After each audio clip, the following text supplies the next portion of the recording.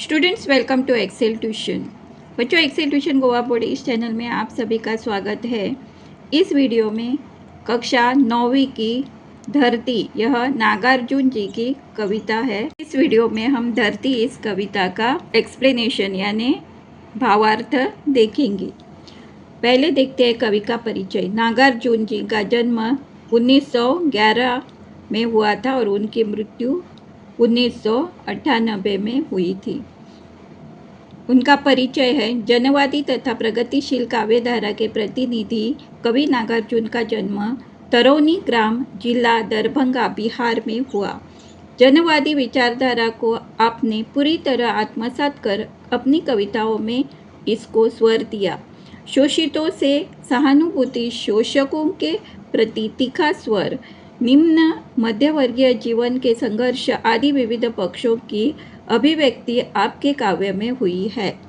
युगधारा, सतरंगे पंखों वाली, प्यासी, पतराई आंखें, तालाब की मछलियाँ, खिचड़ी विप्लव देखा हमने, तुमने कहा था, हजार हजार बाहों वाली, कविता संग्रह, भस्मांकुर, खंडकाव्य, रतिनाथ की चाची, बाबा बटेसरनाथ, नई पौध, उपन्यास इत्यादि आपकी प्रमुख कृतियाँ हैं।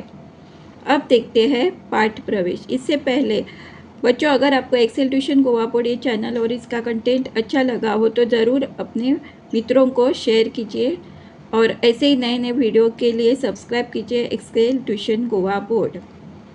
और बच्चों, आपको अनुरोध है कि वीडियो पूरा देखिए क्योंकि इसमें सम MCQs और इम्पोर्टेंट टिप्स दिए गए हैं। पाठ प्रवेश। महात्मा गांधी जी ने कहा था, धरती माता हमारी सभी आवश्यकताओं की पूर्ति करने में समर्थ है। हमें स्वार्थ पूर्ति के लिए इसका शोषण नहीं करना चाहिए। प्रस्तुत कविता में कवि नागार्जुन भी यही बताना चाहते हैं कि धरती माता की कृपा का अधिकारी वही मानव हो सकता है जो कठोर परिश्रम करता है। केवल प्रशंसा या गुणगान करने वाले से धरती माता कभी खुश नहीं होती है। अब देखते हैं धरती इस कविता का भावार्थ। धरती धरती है पनाही हुई गाय नहीं कि चट से दूह लो कचिया भर दूध। कवि जननी जन्मभूमि की महानता का वर्णन करते हुए कहता है कि धरती तो धरती है, कोई इसे दूध देने को तैयार गाय न समझे कि चट से बैठे और मटकी भर दूध दे।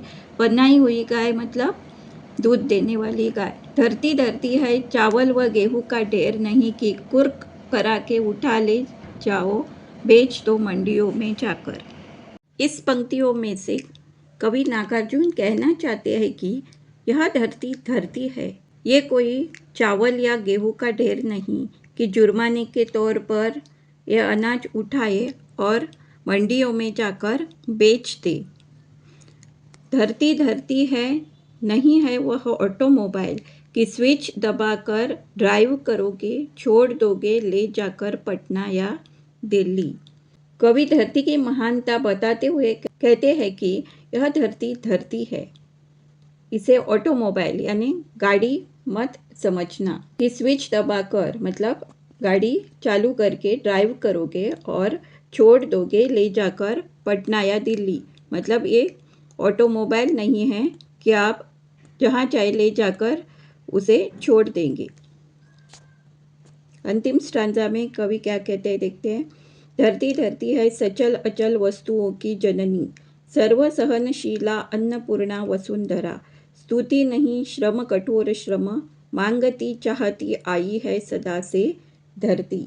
सचल मतलब लिविंग ऑर्गेनिजम्स और अचल मतलब नॉन लिविंग थिंग्स। कवि कहते हैं कि यह धरती धरती है सचल अचल वस्तुओं की जननी। लिविंग नॉन लिविंग थिंग्स इसमें रहते हैं, सजीव और निर्जीव वस्तुएं यहाँ पे रहते हैं।